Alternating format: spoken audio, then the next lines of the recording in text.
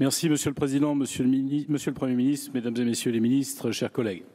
Nous abordons un débat qui est un tabou en France depuis maintenant 1983, où parler d'immigration déchaîne les passions les plus irrationnelles, rarement basées sur des faits, rarement même sur l'expérience. Tant vont s'affronter, et nous le verrons, et je crains, Monsieur le Premier ministre, que ce soit l'issue médiatique de ce débat, les plus populistes, comme les plus rêveurs ou les plus laxistes. Malheureusement, nous subissons ainsi l'immigration sans réellement apprendre à la gérer collectivement. Madame Buzyn rappelait tout à l'heure fort utilement les fantasmes qui courent sur la protection sociale accordée, entre guillemets, aux personnes en situation irrégulière. Et pourtant, après des années et des années d'explications, on ne parvient pas à rétablir les vérités que vous avez énoncées. Et la première de ces vérités, c'est que l'immigration n'est pas un phénomène national, ni même européen. Il n'est pas transitoire ou provisoire. C'est un phénomène mondial, durable et qui est appelé à s'amplifier dans un monde totalement globalisé.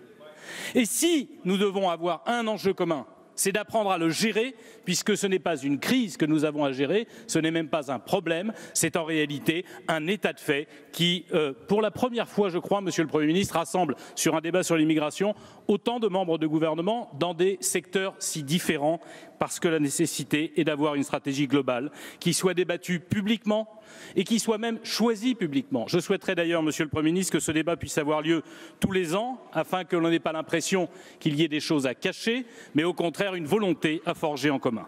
Cette volonté, elle doit d'abord être dans un cadre européen, vous l'avez dit, et je n'y reviendrai que au passage. Oui, pour avoir des frontières gardées en commun, on a tellement tardé à garder nos frontières extérieures en commun, et on ne l'a fait que sous l'effet de la crise migratoire liée aux événements en Irak et en Syrie, qu'on voit que le manque de volonté politique de ceux même qui contestaient l'Europe et qui contestaient à l'Europe la possibilité de protéger nos frontières ont plongé nos pays dans une crise dont certains, Monsieur le ministre des Affaires étrangères, ont bien du mal à se relever. Je pense évidemment à nos amis italiens. Le droit d'asile qui doit être harmonisé sur l'ensemble du continent, les pays sûrs, les délais. Et là, Monsieur le Premier ministre, vous me permettrez de dire que les délais de traitement sont bien sûr liés au nombre de demandes que nous avons, mais également aux moyens que nous y mettons. Et c'est une volonté politique de mettre plus de moyens pour traiter plus rapidement les demandes d'asile qui me semble indispensable. Et puis, il y a un problème national que personne n'a évoqué concernant Dublin. Si aujourd'hui vous avez 30 à 40 000 personnes qui ont fait une demande dans un autre pays et qui viennent faire la demande en France et que nous ne pouvons pas refuser, c'est parce que la Constitution française, le préambule de 1946, nous fait l'obligation d'examiner une demande même si elle a été examinée par des pays amis. S'il n'y a pas révision de ce préambule, il n'y aura pas possibilité d'éviter les deuxièmes demandes que vous évoquiez, et je pense qu'il faut le dire aux Français et que notre Parlement commence à s'en saisir. Il y a besoin de modifier la Constitution pour éviter les doubles dublinés qui sont une spécificité française. Nous devons enfin avoir une aide au développement, Monsieur le ministre des Affaires étrangères, plus forte, plus déterminée encore. Ça nécessite là aussi des moyens, mais des moyens européens. Des pays s'en exonèrent. Il y a quelques années, les Danois pensaient que les problèmes de l'Afrique n'étaient pas leurs problèmes. Ils ont vu à travers la crise migratoire que j'évoquais que c'est aussi leur problème. Ça veut dire que le développement de l'Afrique doit les concerner tout autant que l'Italie, l'Espagne ou la France. Et ça veut dire aussi, pardon, j'y reviendrai dans un instant, qu'il nous faut savoir conditionner cette aide au développement à une totale et complète coopération de ces pays à la réadmission de leurs ressortissants lorsque ceux-ci ne sont pas admis en France. Malheureusement, certains pays que nous aidons ne sont pas suffisamment coopératifs pour le retour de leurs compatriotes et jouent, entre guillemets, sur les bordures. Je pense que nous avons besoin d'objectiver les choses. Oui, vous avez cité tout à l'heure, je crois que c'est le ministre de l'Intérieur, les différentes catégories de visas que nous accordons. Allons rapidement sur les 83 000 étudiants, ils sont non seulement indispensables, mais ils participent au rayonnement de la France quand ils retournent chez eux. Et on est bien content, dans le corps diplomatique, d'avoir en face de soi des gens qui ont été formés dans notre propre pays, qu'il s'agisse d'économie ou de relations internationales ou de politique tout simplement. Le système du travail est en réalité celui qui est le plus faible en volume. Vous évoquiez les 30 000 visas à peu près accordés. Néanmoins, il nous semblerait satisfaisant, non seulement que la directive ou la liste des métiers en tension qui n'a pas été révisée depuis 2008 le soit réellement, parce que je ne suis pas sûr que les secteurs économiques en tension depuis 11 ans n'aient pas changé, mais surtout que nous puissions fixer, comme on le fait au Canada, Philippe Vigier l'a dit tout à l'heure, des quotas par métier, par secteur d'activité, des besoins qui sont ceux de la France. Sinon, en réalité, on ment aux gens quand on leur dit qu'ils peuvent faire une demande dans des métiers où de toute façon ils n'ont aucune chance d'avoir le droit de séjour. Pour ce qui concerne l'asile, il est non seulement dévoyé dans le débat politique, mais il est détourné dans les faits. Le droit d'asile est sacré, il est un élément constitutif essentiel de notre pays et de ses valeurs. Il est dévoyé, de mon point de vue, lorsqu'on entend au-delà de l'asile politique, parce que c'est ça le droit d'asile, expliquer qu'il y aurait demain un asile économique et un asile ou un asile climatique. Je pense que ces deux-là ne peuvent pas entrer en ligne de compte. Qu'en revanche, l'asile politique doit pouvoir être protégé. Et pour le protéger, vous avez été un certain nombre à le dire, faut-il être capable de pouvoir l'appliquer. L'appliquer, c'est un traitement rapide, c'est une coordination sur les pays sûrs, c'est également ce que je disais sur les réadmissions. Parce que finalement, le plus grand échec, c'est que si nous avons 90 000 demandes, premières demandes d'asile sur notre territoire, ceux qui sont déboutés, et ils sont nombreux, et c'est légitime, ceux qui sont déboutés restent en France. Quand on sait qu'une OQTF, une obligation de quitter le territoire français sur 5 est appliquée. Ça veut dire que chaque année, nous avons environ 60 000 personnes qui restent. En 10 ans, un demi-million de personnes qui, d'une façon ou d'une autre, trouveront leur régularisation sur le territoire français. Parce qu'on n'a pas su, ab initio, les reconduire chez eux quand on leur a refusé le droit d'asile. Le système hypocrite qui est le nôtre de ce point de vue-là doit être réformé. On doit se donner les moyens de renvoyer les gens chez eux, sinon ce n'est pas la peine de faire semblant, de leur envoyer un papier du préfet pour leur dire qu'un jour ils partiront, parce qu'en réalité, un jour nous les régulariserons. Vous avez évoqué le regroupement familial. Je me permettrai, Monsieur le ministre de l'Intérieur, de vous dire que je trouve depuis bien longtemps, à cette tribune, à l'époque, Monsieur Sarkozy était ministre de l'Intérieur, à votre place.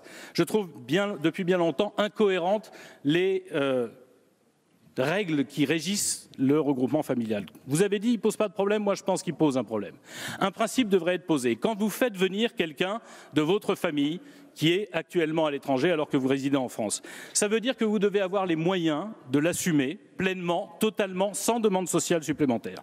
Savez-vous, Monsieur le Premier ministre, qu'aujourd'hui, une personne qui veut faire venir son conjoint et son enfant doit avoir pour ressources 1 204 € par mois et 32 mètres carrés. 32 mètres carrés, c'est le minimum pour pour un studio dans le logement social. Et quand on est 3 dans le logement social, on demande une mutation. Et 1 204 €, ça donne droit normalement à des APL quand on est 3. Et vous voyez bien qu'il y a une incohérence entre nos politiques sociales du logement et de l'accompagnement et les politiques qui accordent le regroupement familial. Je pense que ce système-là doit être revu. Vous demandiez des propositions, Monsieur le Premier ministre, un peu d'expérience en Seine-Saint-Denis qui m'ont été apportés me permettrait de vous en donner 2 ou 3 encore. L'AME, Madame la Ministre, je suis parfaitement d'accord avec vous. J'en ai assez d'entendre dire que c'est un cadeau fait à des gens qui viennent ici, alors que c'est un cadeau fait à tous ceux qui sont ici pour les protéger de maladies la plus grave. Vous savez qu'en Seine-Saint-Denis, la tuberculose est réapparue. Et je préfère, Monsieur Nunes connaît bien la Seine-Saint-Denis, je préfère avoir des personnes bénéficiaires de l'AME que des compatriotes qui se trouvent contaminés par la tuberculose parce qu'on n'a pas soigné quelqu'un qui n'aurait pas de papier. C'est une telle évidence que tout le monde devrait s'y rendre. Et je vous alerte sur le fait de ne pas en faire un totem non plus. On peut l'examiner, on peut regarder si effectivement il y a des failles, et j'ai beaucoup apprécié, Madame la Ministre, votre approche de ce domaine-là. Mais pardon, je pense qu'il y a beaucoup plus à faire du côté des visas de tourisme. La plupart, 80 à 90% des gens qu'on appelle sans-papiers abusivement, qui sont en réalité des clandestins, sont entrés régulièrement en France et s'y sont maintenus irrégulièrement. C'est donc le visa de tourisme qui est le principal pourvoyeur de personnes en situation irrégulière. On doit se poser des questions sur la façon dont on suit effectivement ces demandes. Et si notre Assemblée, pas cette majorité, toutes les assemblées que j'ai vues défiler, refusent par exemple la responsabilité de l'accueillant, ne serait-ce pour signaler le fait que la personne ne repart pas, je pense que c'est un des éléments qui nous empêche en réalité d'être réalistes, pragmatiques et déterminés tout en étant humains. De la même façon d'ailleurs que les mairies qui délivrent les attestations d'accueil ne sont pas informées du fait que la personne précédente est repartie. Et quand vous avez, j'ai été maire pendant 18 ans, quand vous avez 10 demandes d'attestation d'accueil dans l'année, vous le finissez par accepter parce que ça remplit les règles, mais vous finissez aussi par vous poser quelques questions sur le départ effectif des gens qui ont été accueillis au préalable. Et puis, Monsieur le Premier ministre, je souhaiterais pousser une idée que j'ai tentée avec Monsieur Collomb. Nous avons un système qui aujourd'hui pourrit la vie des gens honnêtes qui ont besoin de venir voir leur famille en France et n'empêche pas en réalité ceux qui veulent tricher d'accéder à notre territoire. Je souhaiterais qu'existe un visa de visite familiale régulière sur 3 ans. Je veux citer ici M. Faté Ali. Il est pharmacien dans ma commune de Drancy. Il est malgache d'origine, il est français aujourd'hui. Parfaitement intégré, je terminerai avec lui, Monsieur le Président.